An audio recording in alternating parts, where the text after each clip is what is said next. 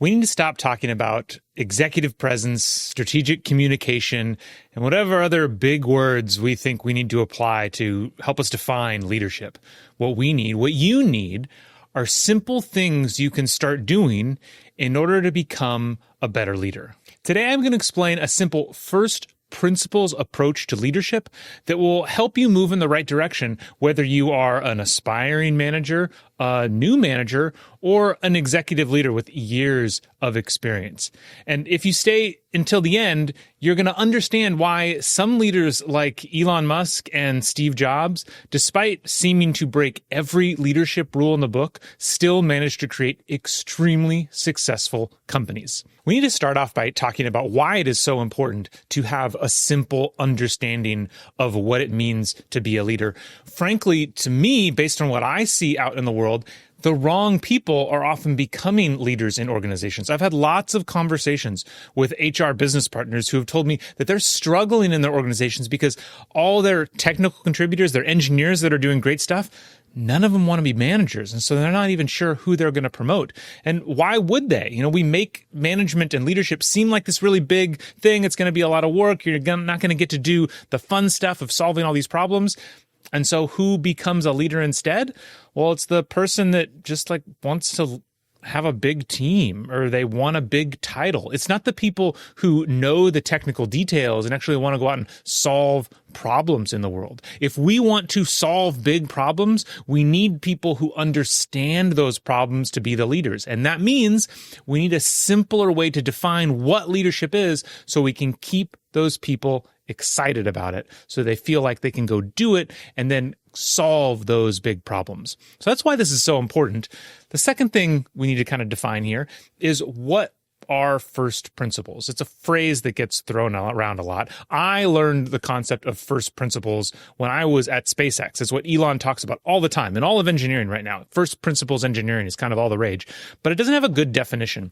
And other than simply saying, you want to look at the underlying physics. You want to get to the root of the problem to really understand what are the basic assumptions and then build up from there rather than just doing what has been done before. I think the best example that I've ever heard of first principles thinking comes from the Apollo program and getting into the moon. So when we were figuring out how we were going to land on the moon, landing on the moon was all about weight. And so the lander that was going to land on the moon, they were trying really hard to get lighter, but they couldn't. And one of the heaviest parts of the lander were these giant windows that they had out in front so that the crew members could sit in their seats and look out and see the surface of the moon as they were landing. And you're saying, can't we make these windows smaller? Of course, no, we can't do it. How are they going to see the lunar surface from their seats? And then one day, a brilliant engineer just kind of raised his hand and said, what if they don't need seats? So of course they need seats. Every plane has seats. How are you going to land if you don't have seats? And he said, well, they're going to land, but they're going to land in 1/6 gravity. They're not landing on the earth. And the legs are great shock absorbers. So what if they just stood and their legs cushioned them as they landed because the gravity was so much lower? So what he was doing there was he was questioning the basic assumptions. We had this assumption that we always need to have some kind of seat to cushion us because on Earth we land in 1G. He said, wait. 1G isn't a requirement here. That's not how they're going to be landing. We're landing in 1/6 gravity. So maybe we can do something else. So they removed the seats, they shrunk the windows, and they lowered the weight incredibly.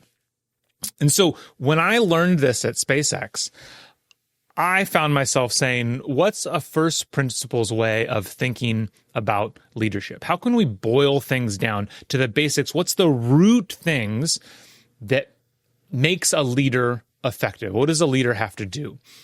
And as I looked in, psychology, evolutionary biology, all kinds of stuff, I came away with 3 basic facts. There are 3 things that a leader really needs to do. A leader needs to get people to work together. They need to get them working on the right things, and they need to improve their work over time. That's it. That's all it takes. Right? If anything that you're doing doesn't fit in one of those 3 buckets, and lots of things fit in multiple buckets, then you quite simply don't need to be doing it. And if you're doing anything that opposes those forces, then you definitely need to stop doing it. So let's take these one at a time. Getting people to work together. It's interesting that I think if you go back and read the book Sapiens, you'll find that one of the defining strength of human beings is that we can work together in these really large groups. We have the ability to believe in what the author calls these common myths, where, something like a country or a religion, we come together and we say, we believe in this thing that isn't like a part of the physical reality.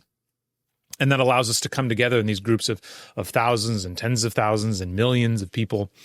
And just like any superhero, our strength, our greatest strength, is also our weakness. We're really good at coming together and doing things, but it takes commitment. It takes a leader to bring us together, because if we're not working together, then we're not really going to go anywhere. And a perfect example of just the most basic element of this is building trust. It's why I always say the number one responsibility of a manager is to build trust amongst their team, because if you don't have that trust, then you cannot work together. You're not going to, raise your hand when you see something wrong. You're not going to raise your hand when you think there's a new idea. You're going to hold it against other people if they don't come through for you in a clinch moment, and you're not going to assume that they just had something else going on in their lives. If you don't have trust, then there's really no way you can work together, which is the foundation of any high-performing team. When it comes to working on the right things, that's actually one of the most important things in this day and age, because we're all so busy. There's a great author named Cal Newport who refers to kind of the current way we work as the hyperactive hive mind, right? You've probably experienced it, where there's just all these dings. There's Slack messages, there's emails, there's TikToks coming through, there's all these notifications coming up. Should I work on this? Should I work on that?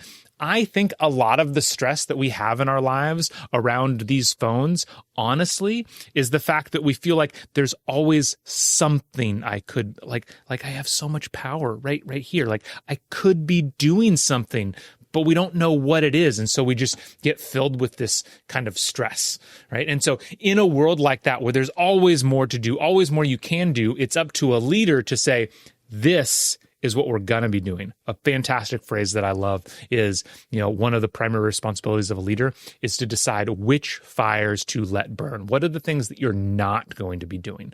That's how you help your team so that they can be focusing on the right things. And finally, improving the work over time. This could come in a couple facets. One, it could be internal to the individuals, right? You're developing those individuals, making them better, getting it so that they can be more effective at the work.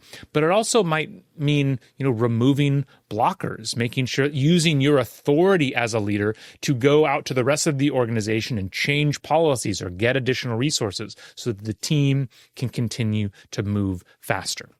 So I said at the beginning, I was going to tie all this together of why is it that, people like Elon Musk and Steve Jobs seem to be breaking all the rules around leadership? Because I think that's honestly one of the questions that I get asked. When I am an HR professional, I've studied leadership, and all the books say that basically a company like SpaceX should be just a huge dumpster fire. I mean, let's be clear, it kind of is a dumpster fire.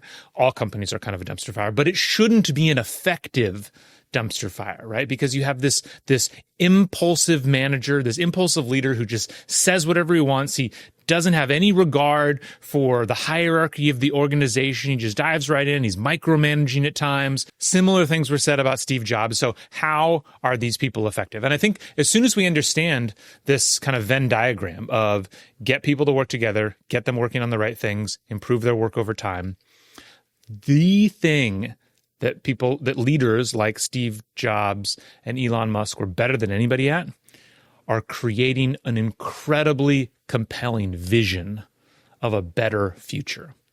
And I think if you think of that Venn diagram, a strong and compelling vision sits right in the center of all of those. It can fulfill all three of those. It can bring, obviously, if you've ever worked at a place like SpaceX, like talent just flows to it because people are so excited about this mission. It provides a really clear lens through which to view the work and decide what things need to be done so you're working on the right things. And it's pushing you to get better because the vision is so bold that nobody is good enough to achieve it. And so you're drawn to like improve yourself in order to succeed in that mission. And so that ultimately, it was this understanding of what are the first principles of leadership that allowed me to answer this question of what is it that allows these amazing leaders to break all the rules and still be effective. And I ultimately think that's it. It's that they create this mission that really just checks all the boxes for what it means to be a first principles leader. So I hope that helped you a little bit. My goal is always to give kind of a simpler lens, a practical lens to leadership, because I think so often the discussion about it is very impractical. So make sure to keep watching because there's a lot more we can break down about all these things, and I hope to see you next time.